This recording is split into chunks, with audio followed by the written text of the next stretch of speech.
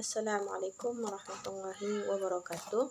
Perkenalkan, nama saya Nursa Hilana Sution, NIM 2014020026.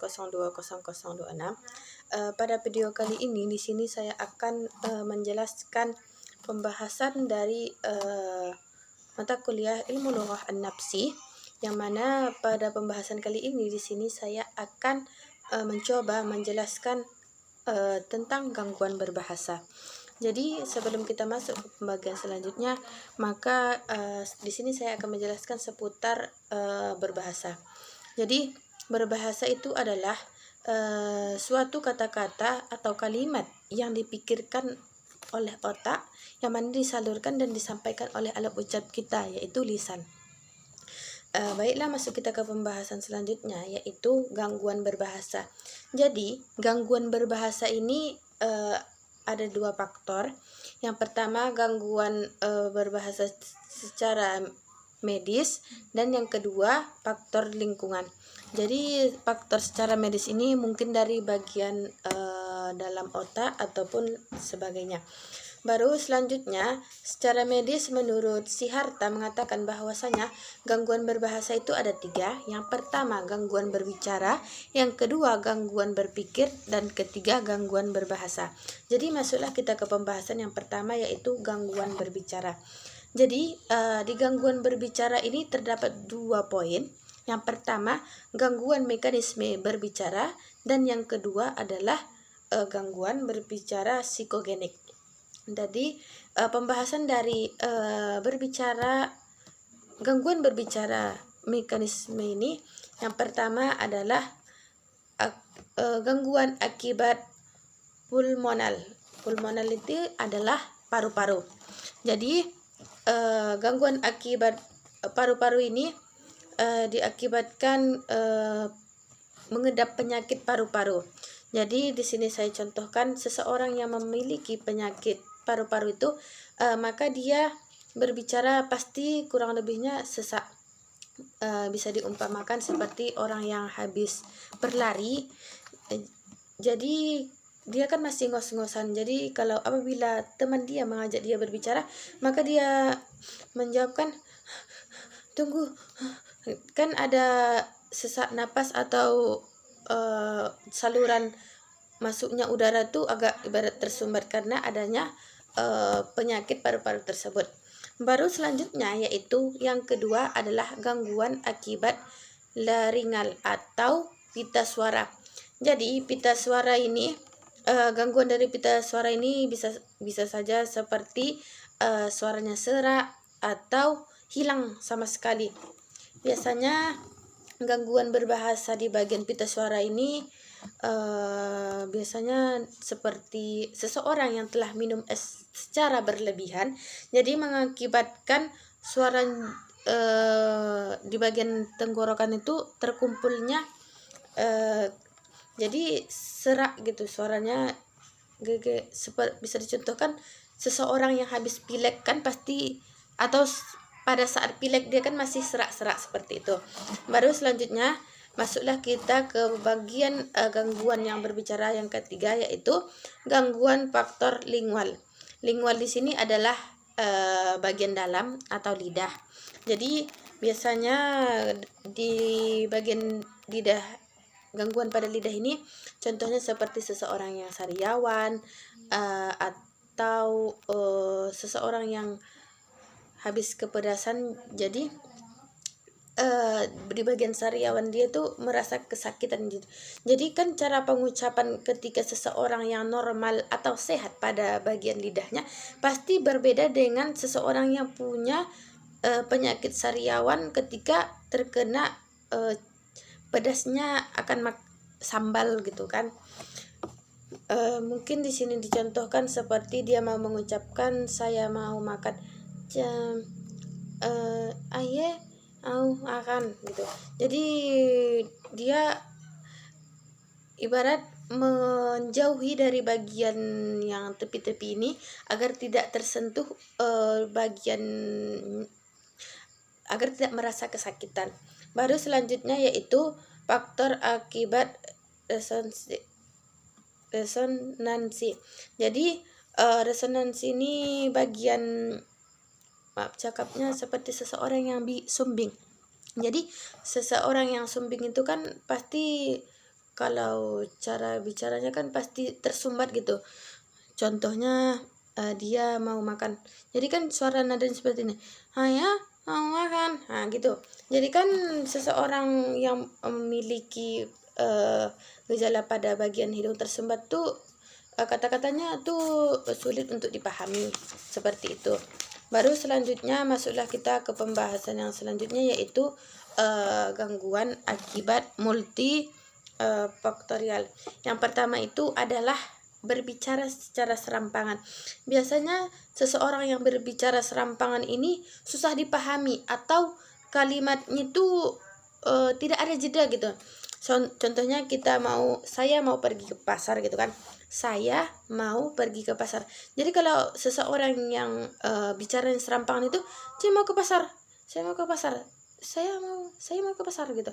Jadi tanpa memiliki intonasi, jeda, dia tuh mulus, ibaratnya langsung, ibaratnya kata-kata itu datar seperti itu. Baru selanjutnya masuk kita ke bagian selanjutnya, yaitu B, bicara propulsif. Jadi bicara propulsif ini adalah penyakitnya pada otak. Biasanya kalau penyakit ini dialami pada seseorang yang memiliki rasa ketakutan atau gemetar, kaku dan lemah.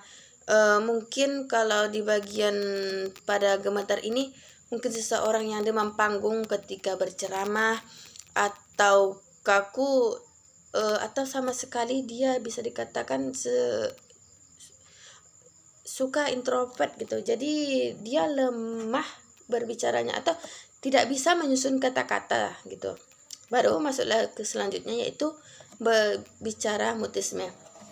Jadi seseorang ini bisa berbicara, namun dia tuh malas mengeluarkan suaranya. Biasanya dia lebih suka dikatakan isyarat, seperti temannya mengajak dia, nanti kita makan ya. Dia cuma gini mengatakan oke gitu, tanpa mengeluarkan suara. Biasanya kalau orang seperti ini malas bicara, itu sih ada faktor-faktor belakangnya. Biasanya ada juga sebagian orang tuh merasa terancam, jadi dia malas berbicara, atau memang lingkungan dia tak mendukung dia untuk berbicara. Mungkin teman-teman sejawatnya merasa aneh dengan dia, jadi teman-teman yang lain tuh kurang berbaur bersama dia gitu. Baru selanjutnya masuk kita ke pembagian yang selanjutnya, yaitu C, gangguan psikogenik.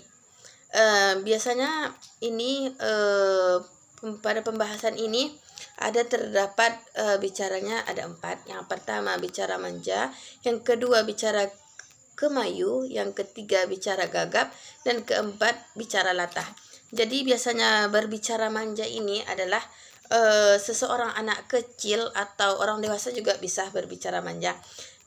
Namun dominan dari kata atau bicara manja ini kepada seseorang anak kecil yang apabila sakit atau baru jatuh dari sepeda. Jadi ibaratnya kalau dia sakit tuh kan minta minum obat. Ma minum obat gitu. Ma minum obat. Ma minum obat gitu kan.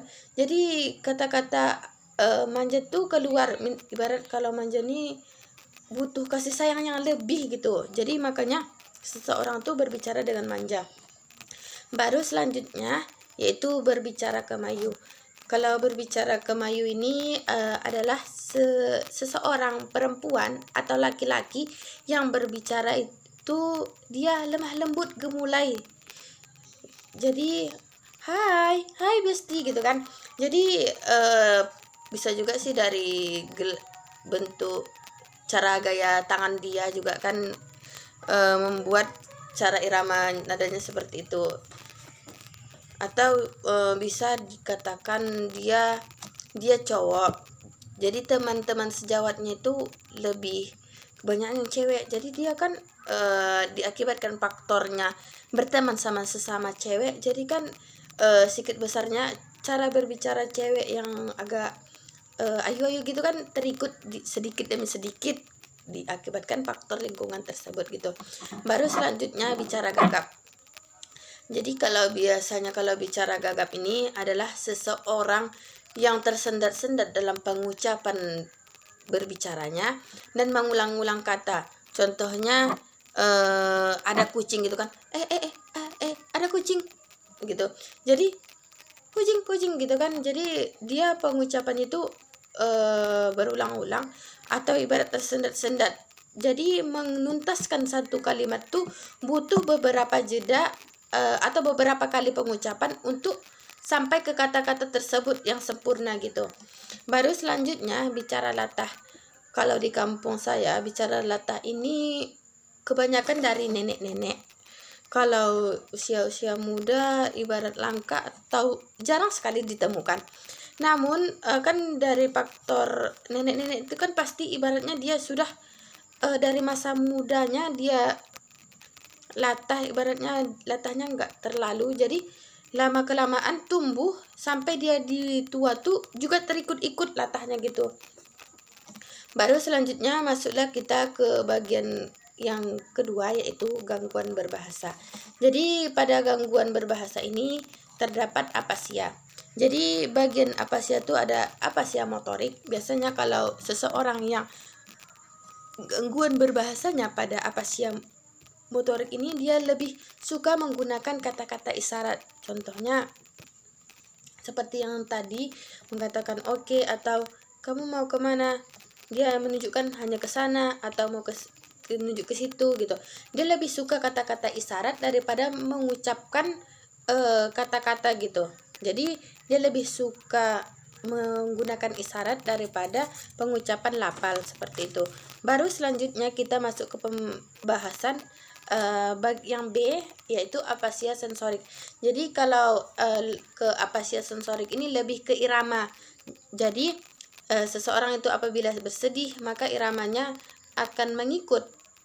Dia ibaratnya mengeluarkan air mata sedih gitu. Jadi kalau senang dia berbahagia, bagaimana nadanya gitu.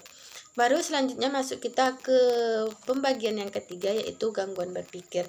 Jadi kan seputar gangguan berpikir ini kan pasti pengumpulan di otak, penyimpanan pikiran kita gitu. Jadi gangguan di berpikir ini ada yang 3. Yang pertama pikun, yang kedua sensornik, yang keempat adalah depresi. Jadi pikun ini kebanyakan sih kalau dari pikun ini dari segi umur atau faktor usia.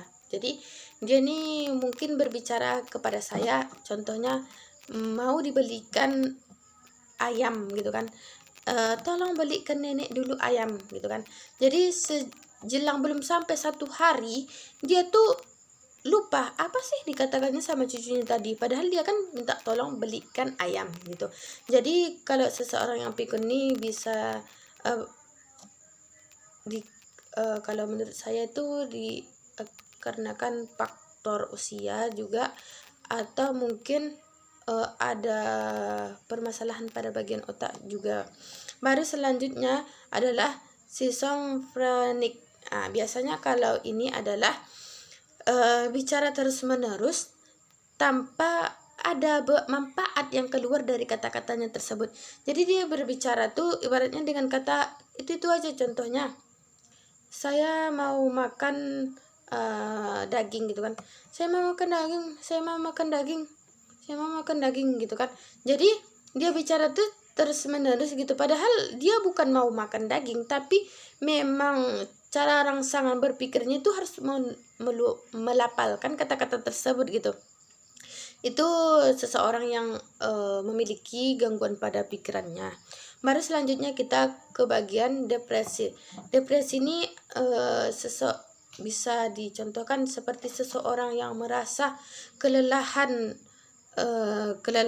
Jadi dia merasa patah semangat, atau bisa dikatakan seseorang yang depresi ini adalah awal dari seseorang yang gila. Biasanya kan kalau orang yang depresi ini kan dia mengalami suatu kejadian yang tak diterima oleh akal pikirannya gitu. Jadi ibaratnya lurus gitu, ngeblank.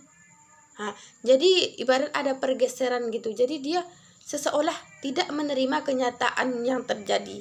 Jadi ketika dia ibaratnya sehat dari depresi tersebut, mendengarkan kata-kata yang pernah didengarnya pada masa kemarin tuh, mungkin dia akan merasa kata-kata ini pernah diucapkan pada hari sebelumnya gitu. Jadi biasanya kalau orang-orang seperti ini itu daya pikirnya itu sangat kecil sekali. Dia hanya mengingat bagian penting-penting saja seperti itu. Mungkin contohnya entah jumlah anak dia, nama, namun dia selang-selang dari bagian itu dia tidak akan mengingatin lagi, hanya bagian poin-poin inti saja yang dia pahami seperti itu. Baru selanjutnya yang keempat adalah gangguan lingkungan sosial. Biasanya kalau dari lingkungan sosial ini adalah seseorang anak yang bisu ataupun tuli yang dijauhi gitu. Contohnya kan kalau seseorang yang tuli itu kan bisa dia menggunakan isyarat, atau kalau anak yang bisu ini kan juga bisa melalui tulisan. Jadi ibarat ini terasingkan. Jadi anak yang tuli tadi tuh dia kan juga butuh pergaulan. Hanya saja jadi bagian dia terasingkan tuh kan, jadi faktor sosial tuh dia biasanya kalau seseorang yang tuli kan bisa juga memahami apa yang kita katakan melalui isyarat. Namun karena akibat terasingkannya dari lingkungan itu, maka lingkungan sosial ini tuh tidak memberikan dampak positif pada mereka yang memiliki gangguan pada bagian pendengaran dan pembicaraan tersebut. Jadi kalau gangguan lingkungan sosial ini bisa dikatakan seseorang yang terasingkan dari wilayah yang ibaratnya ramai, halayak ramai, yang diasingkan atau dikucilkan, tidak dihargai, diakibatkan karena adanya faktor kekurangan mereka seperti itu. Jadi mungkin sekian pembahasan yang dapat saya jelaskan. Kurang dan lebihnya mohon maaf. Wassalamualaikum warahmatullahi wabarakatuh.